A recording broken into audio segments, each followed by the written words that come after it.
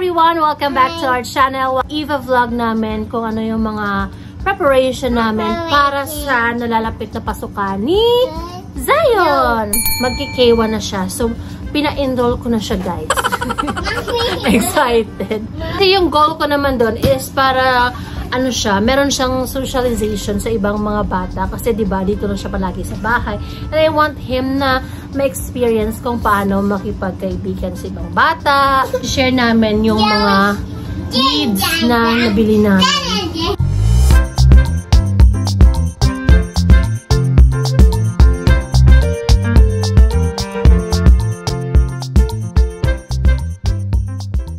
Siyempre, very excited yung nanay, 'di ba? Oh, ayan. Kasi mag-i-school na yung anak niya. Ito, yung bag na nabili ko doon sa city. So, siya yung pumili nito. And I think kasi love niya si McQueen. And at the same time, ayan. Na-convince siya nung salesman na umiilaw-ilaw to. So, ayun na.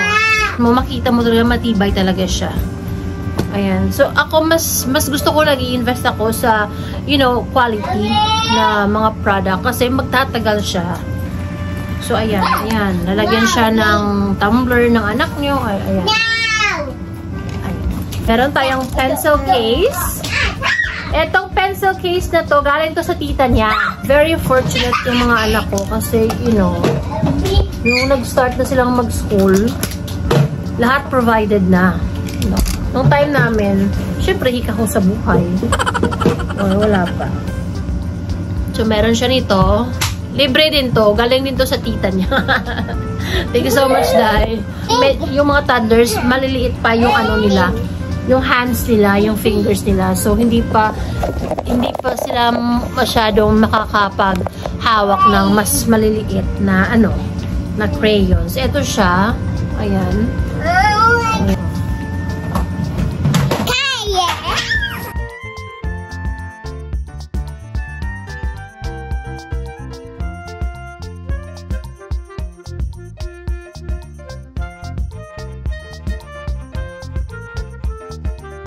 24 colors siya.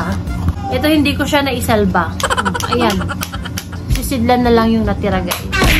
Yung iba dito, putol-putol. Ayan siya.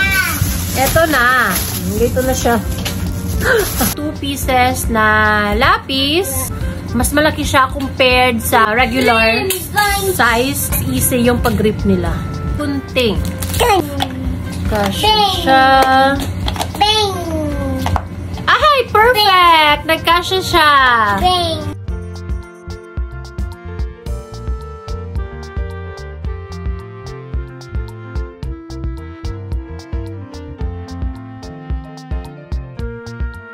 Hygiene kit. Kasi bahay natin, syempre given na din naman yon. Pero tuturuan din sila doon kung paano maging conscious sa hygiene nila, like pagbabrush ng ngipin nila, paghugas ng kamay. Yung binili ko, ito, transparent na mini box. Inside this box, nalagyan siya ng sabon. So, bumili ako ng very small lang na sisidlan for washing his hands. Face towel. Toothbrush. Toothpaste dapat. A cup. Alright. For drinking. Ito yung shoes na nabili namin last day. White socks din siya. It's alcohol for Zion. As if, diba, mag-alcohol yan. Pero why not? Kapag malaki yung age gap ng mga anak ninyo, parang first time mom ka din ulit. Grabe yung excitement mo. Nabili din kami ng uniform.